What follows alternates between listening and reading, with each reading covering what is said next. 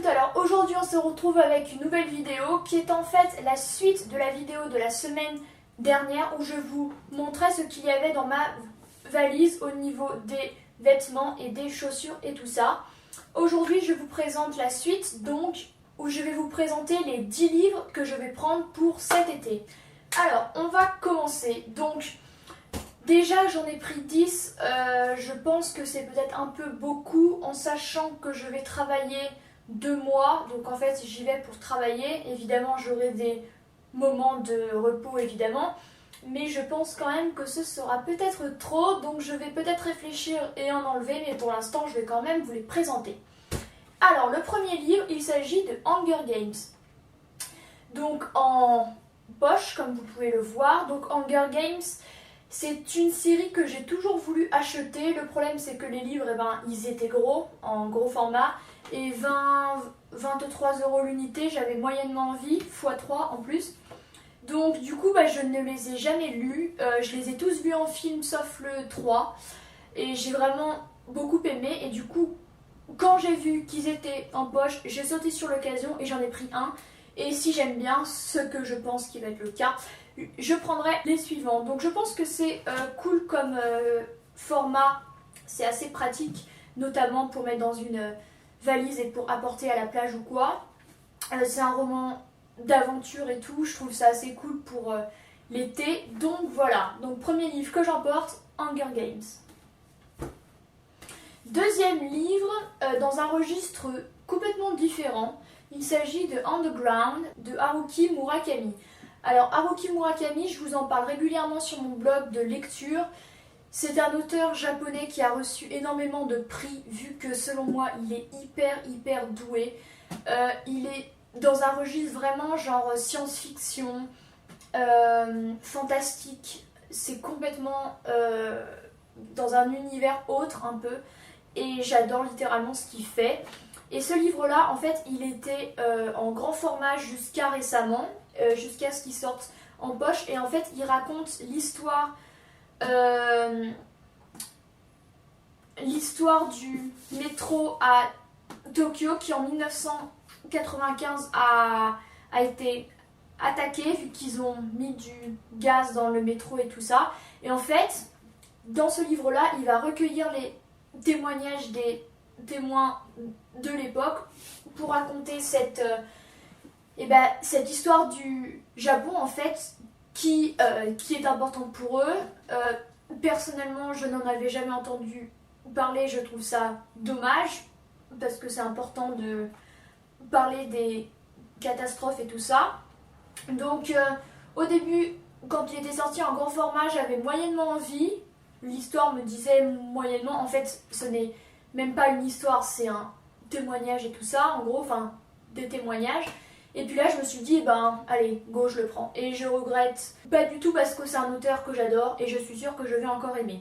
Donc là c'est vraiment du registre fantastique, enfin là pour le coup je pense que ça va être plus terre à terre qu'habituellement vu que ça reste quand même un sujet sérieux et c'est une catastrophe, mais habituellement si ça vous dit allez jeter un œil sur cet auteur qui habituellement fait du fantastique et tout ça. Voilà. Troisième livre, il s'agit de The Rook. Alors The Rook, je l'ai acheté l'année dernière, je l'ai encore jamais lu. Donc en fait c'est l'histoire d'une fille qui s'appelle Mifanui Thomas qui apparemment a été séquestrée dans un parc à Londres, qui reprend connaissance là-bas mais qui est amnésique et ne se souvient de rien. Et apparemment elle s'est écrite une lettre à elle-même pour s'expliquer la situation.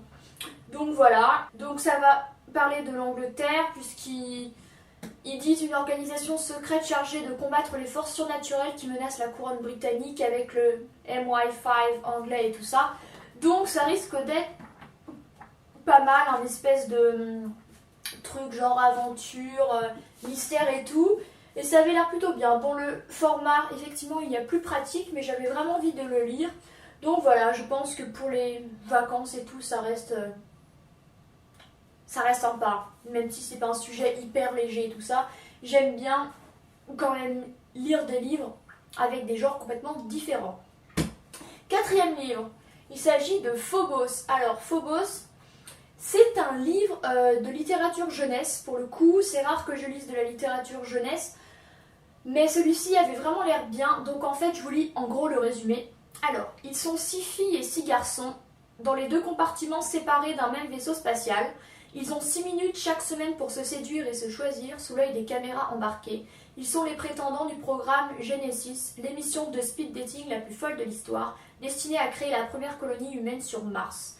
Léonore, orpheline de 18 ans, est l'une des 6 élues. Elle a signé pour la gloire, elle a signé pour l'amour, elle a signé pour un aller sans retour. Donc voilà, alors quand j'ai lu ce livre à la FNAC, il m'a vraiment inspiré. Moi qui habituellement les histoires un peu comme ça, j'aurais pu trouver ça cucu, mais là pour le coup je trouvais ça assez original. J'adore tout ce qui est astronomie, espace et tout, c'est quelque chose qui m'intéresse mais énormément, ça m'intrigue, je trouve ça passionnant vraiment. Et du coup vu que ça se passe là-bas et tout ça, je me suis dit que pourquoi pas. Donc je l'ai pris et en plus j'ai bénéficié d'une réduction de 5 € chez De Citre, donc ça valait le coup et voilà, et je suis très contente de l'avoir acheté et je vais vous faire un article dessus sur mon blog très prochainement. Voilà. 5e livre, moi qui disais que je ne lisais quasiment pas de la littérature jeunesse, le suivant est également de la littérature jeunesse, tout comme Hunger Games en fait. Donc lui c'est Les 100 ou plutôt The 100, je préfère The 100, ça sonne un peu mieux. Donc c'est le tome 1. Vous connaîtrez sûrement la série que j'adore vraiment et dont je vous reparlerai dans une autre vidéo spéciale série préférée qui normalement sortira tout début septembre. Je vous l'ai déjà filmée mais je vous la programmerai à ce moment-là je pense. Donc en gros, les 100, ce sont 100 adolescents qui vivent dans un espèce de vaisseau spatial. C'est 90 ans après en ce moment, donc en gros en 2090. La Terre a été irradiée, elle n'est plus habitable et donc ça fait 90 ans qu'ils vivent dans ce vaisseau spatial là. Et eux, donc les 100 ados, vont être envoyés sur Terre pour voir si elle est viable et pour voir si on peut y vivre. Puisqu'en fait, dans le vaisseau spatial où ils sont tous, donc ils sont genre plus de 2000 je crois, et ben en fait il y a un manque d'oxygène qui est en train de s'installer. Il faut absolument trouver une solution, sinon ils meurent tous. Donc il s'avère que oui, la Terre est viable, et donc il va y avoir des histoires, entre les histoires d'amour, de guerre avec les terriens qui sont également sur Terre, les morts, il se passe énormément de choses, franchement la série est géniale, je vous invite vraiment à aller la voir. Et du coup, eh ben, j'avais bien envie de lire le livre, et d'ailleurs je vous l'ai déjà présenté dans ma vidéo cadeau d'anniversaire, vu que je l'ai reçu à ce moment-là, et je vais enfin pouvoir le lire. Et je suis bien contente, je trouve que c'est assez léger pour l'été, c'est sympa. Par contre c'est écrit assez gros, donc je pense que je l'aurais fini très rapidement, mais j'avais quand même envie de le lire. Voilà, et pourquoi pas acheter la suite après. Après, on passe à un tout autre registre, mais vraiment différent, puisque j'ai dans mes mains Anna Karenine de Tolstoï. Alors là pour le coup, rien à voir. On passe de la littérature jeunesse à la littérature classique russe. Les romans russes, j'aime énormément. J'ai une période russe avec Tolstoï, je crois que j'en ai lu un autre de lui, avec Tchekhov, les pièces de Tchekhov et tout ça, je trouve ça hyper intéressant.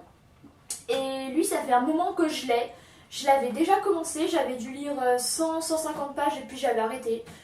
Le problème de Anna Karenine, c'est que vu qu'il est très épais et que c'est une histoire assez complexe, non, plus ou moins en gros, vu qu'il est gros, je pense qu'il faut le lire assez régulièrement, sinon on oublie, et moi je crois que c'est ce qui m'était arrivé.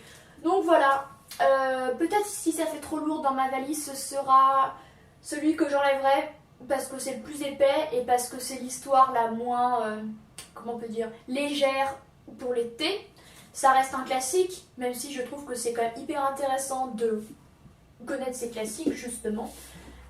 Donc voilà, je pense que tout le monde sait de quoi parle l'histoire à peu près, mais en gros, si vous ne savez pas du tout de quoi ça parle, vous pouvez voir le film que j'ai vu qui est avec Keira Knightley et Cara Delevingne, qui a un tout petit rôle, qui est assez bien, qui retranscrit assez bien l'histoire et qui est vraiment sympa pour voir un peu de quoi ça parle. Donc voilà.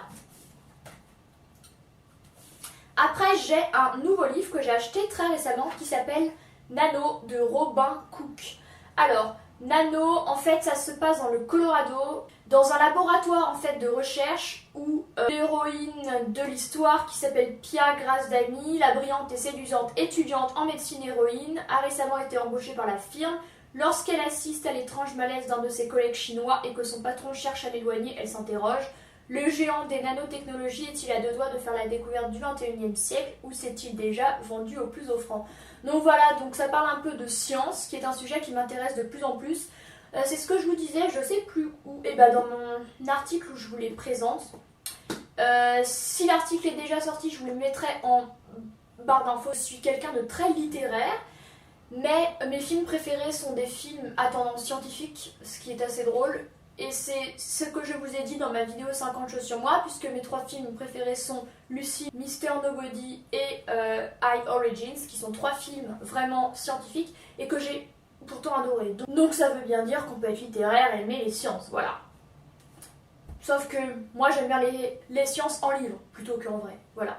Donc ce livre m'a vraiment intriguée, donc je l'ai pris. Et j'espère que ce sera bien, et je trouve ça intéressant que pendant l'été, on lise aussi des livres qui touchent à des domaines réels et qui racontent une vraie histoire, et que ce soit pas complètement une histoire complètement cucu. Je veux dire, c'est pas parce qu'on est en été qu'il faut qu'on lise des livres hyper légers et tout. Voilà, après, chacun son avis, je respecte très bien les gens qui font ça. Après, j'ai ce livre-là, Tu ne m'oublieras jamais, de Peter James, que j'avais acheté au Bouquiniste Lyon pour 3 €. Donc en sachant qu'il est neuf, vous voyez, il n'est pas du tout abîmé. Donc c'est un thriller, encore une fois, je suis addict au thriller. Je vous en fais régulièrement des articles sur mon blog. Donc en gros, ça parle d'un commissaire, Roy Grass, et sa femme qui a disparu 9 ans auparavant, qui aurait peut-être été retrouvée. Donc évidemment ça le terrifie, normal. Les constatations du médecin légiste confirment que c'est bien sa femme. Et ça va le mener dans une enquête. Alors ils disent, les autres vont mener Roy Grace, le commissaire, dans les décombres des attentats du 11 septembre et sous le soleil d'Australie avec cette question lancinante, est-il donc si facile de disparaître? Donc encore un truc de thriller, d'action, d'aventure. C'est ce que j'aime le plus en ce moment, je trouve ça cool. Mais heureusement, vous voyez que je n'ai pas non plus pris que ça dans ma collection. Alors, avant-dernier livre, il s'agit de La femme à 100 degrés, à 1000 degrés, autant pour moi. Je vous l'ai montré dans mes nouveaux achats sur mon blog, je vous mettrai également le lien en barre d'infos, mais en gros c'est l'histoire d'une vieille dame de 80 ans, Herbjörg Maria Björnsson. Donc il faut savoir que c'est un garage de Reykjavik. Donc Reykjavik c'est l'Islande, donc c'est une... Ouais, traduit de l'islandais. Donc l'auteur est islandaise, et donc en fait ça raconte l'histoire de cette vieille dame qui est condamnée, à qui il reste que quelques semaines à vivre, et qui va nous faire des flashbacks et nous raconter son histoire. Et je trouvais que c'était assez original que ce soit une vieille dame pour héroïne. Je crois que c'est une des seules fois que j'ai une héroïne de cet âge-là, donc c'est assez cool. Et ça peut être très drôle, je pense. Et dernier livre, encore un livre jeunesse. Il s'agit de La face cachée de Margot. Donc vous voyez ici que qu'il y a Cara Delevingne avec celui qui joue dans Nos étoiles contraires là. Celui qui joue le rôle de celui qui est aveugle là, je sais plus son nom, bref. Et bah du coup j'ai vu effectivement qu'elle allait jouer dedans. Donc j'ai vu la bande-annonce, en anglais c'est Paper Towns. J'ai trouvé que ça avait l'air vraiment cool. J'ai vu que c'était de John Green, dont j'ai 2 autres livres, dont Nos étoiles contraires, dont je vous ai fait un résumé sur mon blog. Et du coup, je me suis dit, je vais aller voir en livre ce que ça donne. Et ça m'a trop donné envie, et donc je l'ai pris, voilà. Et je compte le lire avant de voir le film, pour comparer un peu. Et je suis très contente de l'avoir acheté. Parce que John Green, j'ai beaucoup aimé Nos étoiles contraires. J'espère aimer Le théorème des Catherine, que j'ai également acheté. Et j'aimerais énormément acheter Qui es-tu Alaska et Will et Will, ces 2 autres romans. Et j'ai regardé quelques-unes de ses vidéos à John Green, qui avec son frère ont les Vlog Brothers. C'est une chaîne sur YouTube où il parle de plein de sujets différents et je trouvais ça hyper intéressant et hyper drôle. Bon, après il faut bien comprendre l'anglais parce qu'en plus ils ont l'accent british et ils parlent super vite. Mais je trouve ça hyper intéressant, je trouve qu'il écrit bien, qu'il est intelligent. Et voilà, et là pour l'été, pour le coup, c'est un livre un peu léger et tout ça. Donc voilà, j'espère que ma sélection vous aura plu, que les livres que j'ai choisis vous auront plu et que ça vous donnera des idées pour cet été ou pour de futurs achats ou quoi. Je vous souhaite à tous une très bonne journée et je vous dis à très bientôt. Salut!